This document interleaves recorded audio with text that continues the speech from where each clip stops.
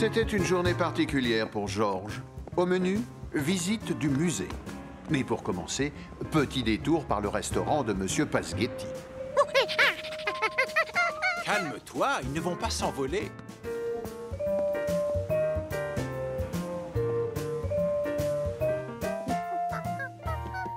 Ah, des cannoli. Ce sont des rouleaux de pâte croustillantes fourrés au fromage de brebis. Tu vois, il y en a deux. Ils nous attendaient. Oh!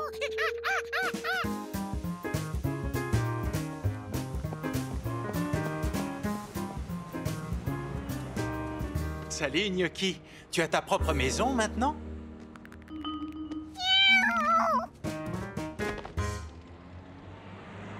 Oh.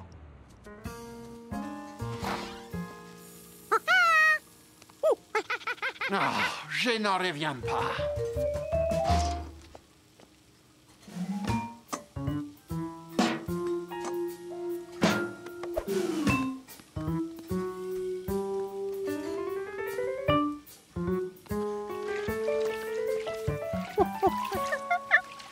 Il y en a un qui cherche des cannoli. Nous avons tout vendu, mon petit. Non, je suis désolé, mais je n'en prépare plus aujourd'hui, car je suis trop en colère. Ah, Pour quelle raison? ah, c'est la faute de Gnocchi.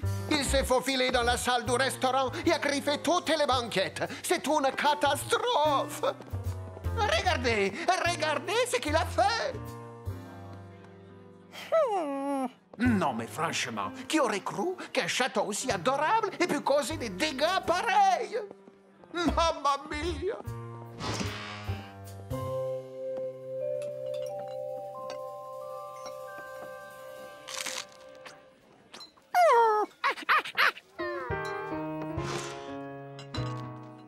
Oh, j'ai été obligé de lui interdire l'accès au restaurant.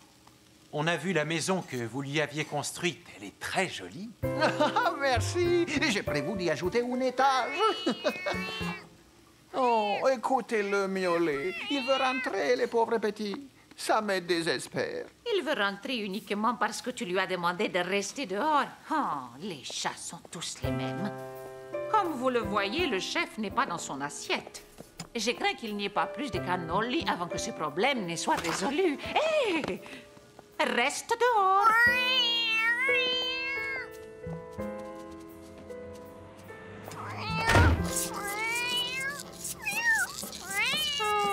Ne t'en fais pas. Je suis sûr que tout va s'arranger.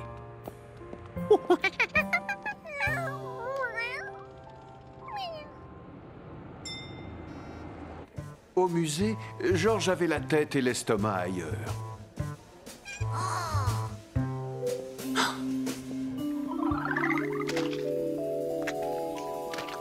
Ah, professeur Wiseman. Bonjour, bienvenue à ma nouvelle exposition, les petits secrets de fabrication d'une grande invention.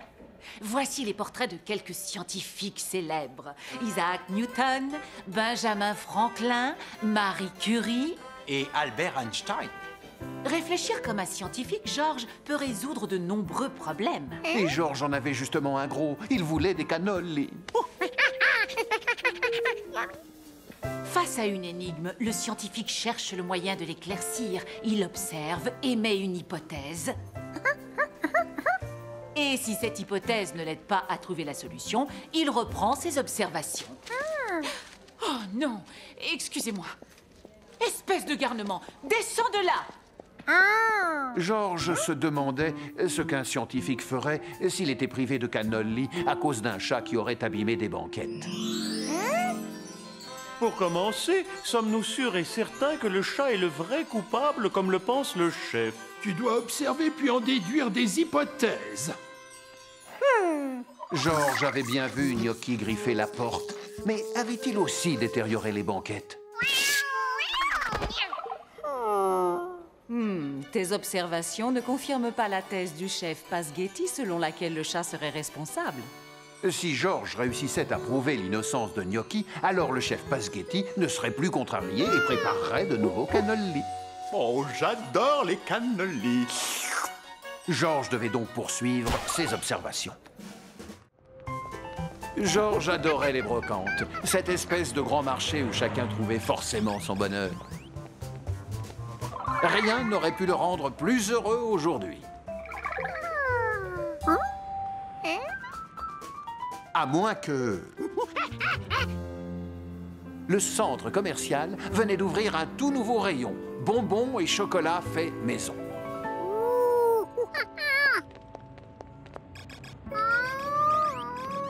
Oh, j'adore les bonbons et les chocolats. Oh, attends, Steve, laisse-nous au moins les dévorer des yeux. Non, on ne peut pas entrer dans la boutique avec ça.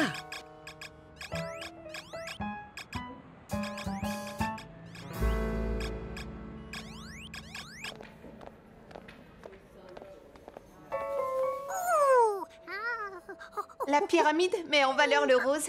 Vous ne trouvez pas? Là, j'essaie de les disposer en losange, mais ça s'écroule tout le temps. En losange. Tu vois, j'ai encore des progrès à faire avant d'y arriver. En tout cas, bienvenue dans mon rayon. Je m'appelle Carole. Bonjour, Carole. Je voudrais 4 boîtes de chocolat. Oh, c'est fantastique. Mes premiers clients. Pas question d'attendre plus longtemps avant d'y goûter.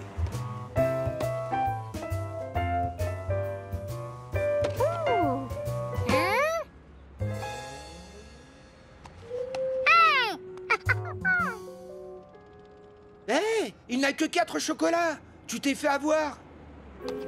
Je peux t'en donner 2 des miens. De toute façon, je voulais seulement y goûter. Oh, et je peux avoir les autres?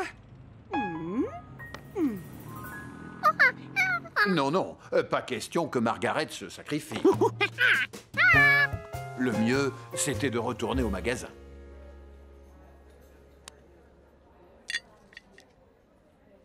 Oh non!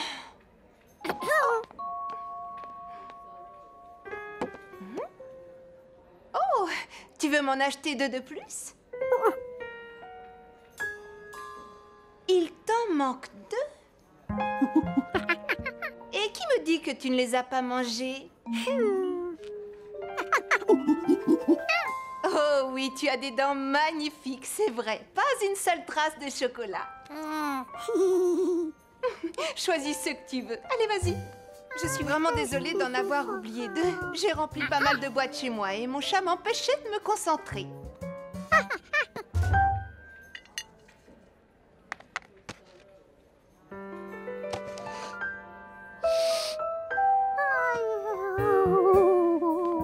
Oh, je n'ai plus que ça. Il faut absolument que j'aille rechercher de la marchandise, mais... Hey, ça ne t'ennuierait pas de surveiller la boutique? Toi, au moins, je suis sûre que tu es honnête. Et à part vous, je n'ai pas eu un seul client. Tu n'auras qu'à surveiller les chocolats en mon absence. Merci, tu es un ange.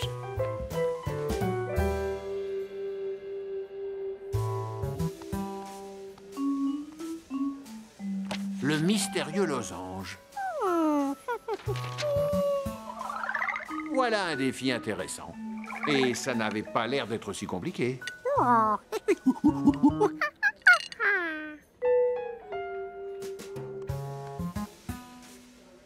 Comment cette pyramide tenait aussi bien?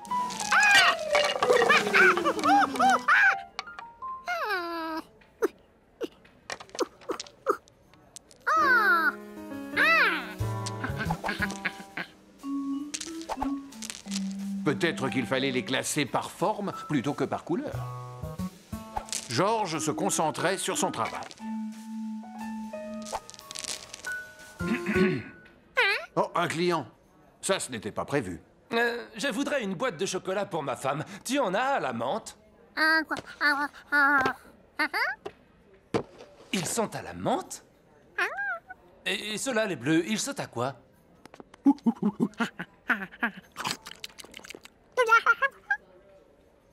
J'ai l'impression qu'ils sont fourrés à la framboise. Pas de chance. C'est exactement le même.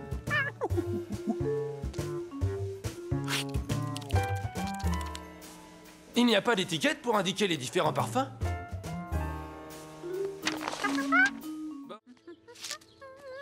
Ah, qu'est-ce qu'il était beau, le jardin potager du chef Pasghetti. Nous manquons de tomates, d'aubergines, bref, nous manquons de tout. Anna, il va falloir que nous agrandissions les jardins. Regarde, j'ai dessiné ce qu'il faut acheter. Des tuyaux d'arrosage, des sacs de terre et des plants de légumes. Je veux bien, mais où veux-tu qu'on trouve la place? Pourquoi Georges aimait tellement ce jardin? Parce qu'il était en pleine ville, tout en haut d'un immeuble. Laisse-moi te dire une bonne chose. Si tu ne faisais pas autant d'essais, tu n'aurais pas besoin de tous ces légumes. Je suis bien obligé de faire des essais. Sinon, comment tu veux que je perfectionne ma recette du fameux Végéto Burger? Je croyais que cela était excellent. Mais oui! Seulement, je ne cherche pas l'excellence, mais la perfection. Le pique-nique des pompiers aura lieu dans 1 heure. Tu penses que tu pourras atteindre la perfection d'ici là? Je n'ai pas le choix. Je ne m'appelle pas Pasghetti pour rien. Alors, qu'est-ce que je pourrais ajouter de bon? De l'oignon, de l'ail, de l'oignon... non, plutôt de l'ail.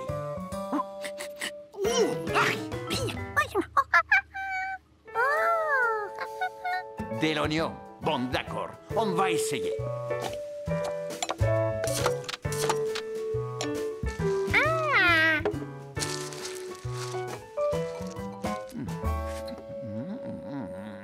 Ah, delicioso! Oh, merci, Giorgio. Tu m'as aidé à trouver la composition parfaite. Ah. Ça, c'est mon carnet de recettes.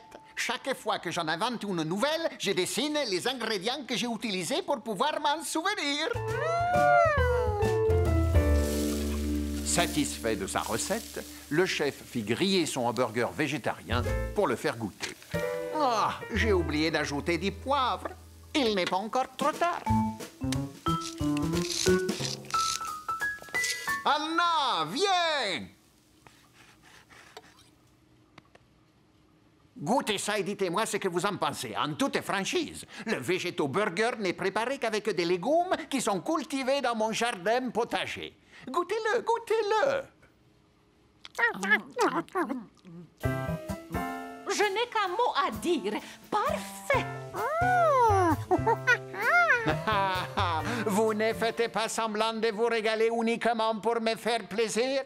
Moi, je suis ta femme et lui, c'est Georges. Si on ne te parle pas franchement, personne ne le fera.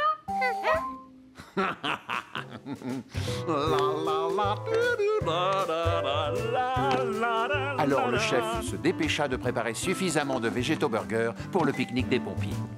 Et s'il te plaît, va mettre ça dans le camion pendant que je m'occupe du grill.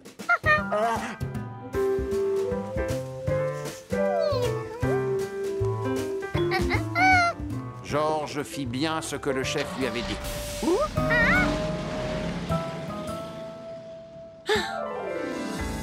Mais il s'était trompé de camion.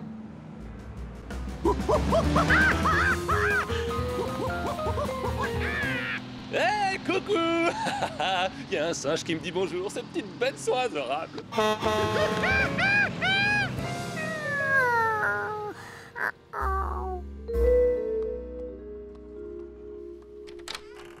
Oh, mamma mia, si personne n'apprécie mes Végéto Burgers, je ne cuisinerai plus jamais de ma vie. Ce ne serait pas la fin du monde. Tu as des tas d'autres recettes qui ont fait ta réputation. Ça m'est complètement égal. Si ma nouvelle spécialité ne plaît pas, je rendrai ma toque de chef cuisinier. Allons, ne t'inquiète pas. Tout va bien se passer. Georges n'a pas osé dire ce qui était arrivé.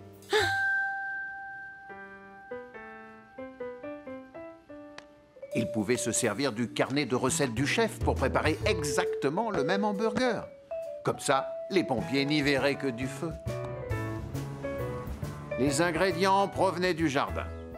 Comme tout était dessiné sur cette page, ça voulait dire que c'était la bonne recette. C'était de rentrer chez lui avec une douzaine de beignets, comme prévu. Bonjour, gentil toutou. Attends! Oh! J'ai oublié de prendre ton adresse! Visiblement, il est pressé! C'est ta faute. Tu as mis trop de temps à préparer la commande. On est désolé.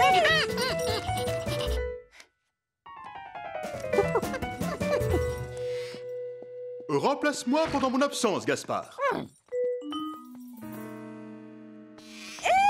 Et si Georges rentrait dans l'immeuble, la pâtissière saurait où il habite. On est juste derrière toi.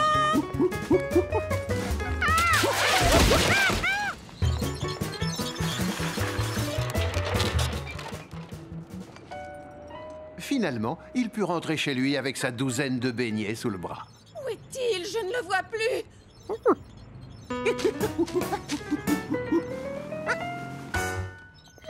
Petit singe! Oh, on l'a perdu.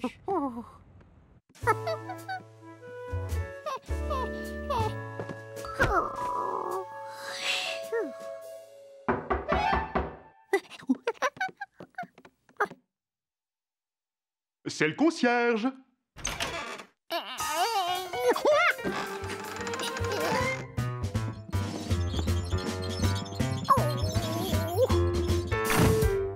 C'est Gaspard qui a vu ces gens devant l'immeuble. J'ignore comment il a su que la livraison était pour toi. Il faut dire qu'il est très intelligent. Pourquoi tu boudes? Tu as eu ce que tu voulais. Comme quoi, tout est bien qui finit bien.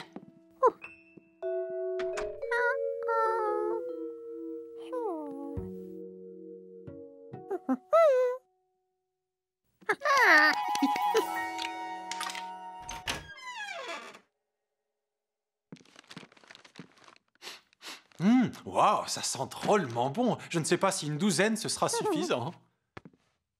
Tu as l'air d'avoir très faim. Je vais aller préparer les œufs. Et on pourra passer à table. On n'y voit rien dans cette cuisine. Je vais ouvrir les rideaux. Alors, tu n'as rien de spécial à me raconter? En tout cas, j'ai croisé la pâtissière dans la rue. Elle avait l'air toute contente. Je fais des œufs au plat. On va se régaler. Avec une poignée aussi isolante, on ne risque pas de se brûler. Fais attention. C'est curieux, je ne me souviens pas avoir acheté cette voiture.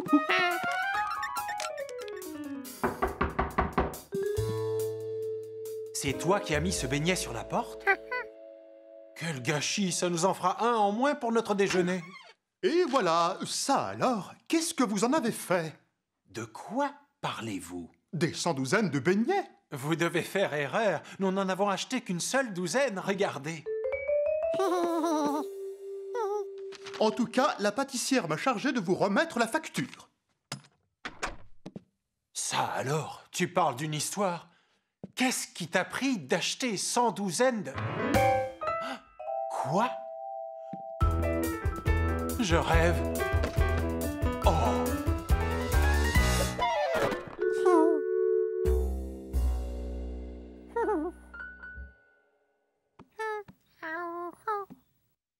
Georges, pourquoi?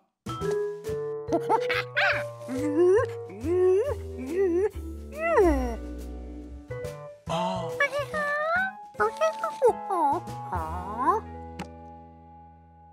Ah, enfin, au moins je vois que tu as retenu la leçon. Il va falloir mettre tous ces beignets dans des sacs. Oh! Oh! Mais qu'est-ce qu'on va bien pouvoir en faire maintenant? Georges et l'homme au chapeau jaune gardèrent une douzaine de beignets pour eux et distribuèrent tout le reste aux pompiers de la caserne voisine, qui n'en revenaient pas. Combien en reste-t-il? Et moi, je mangerai encore.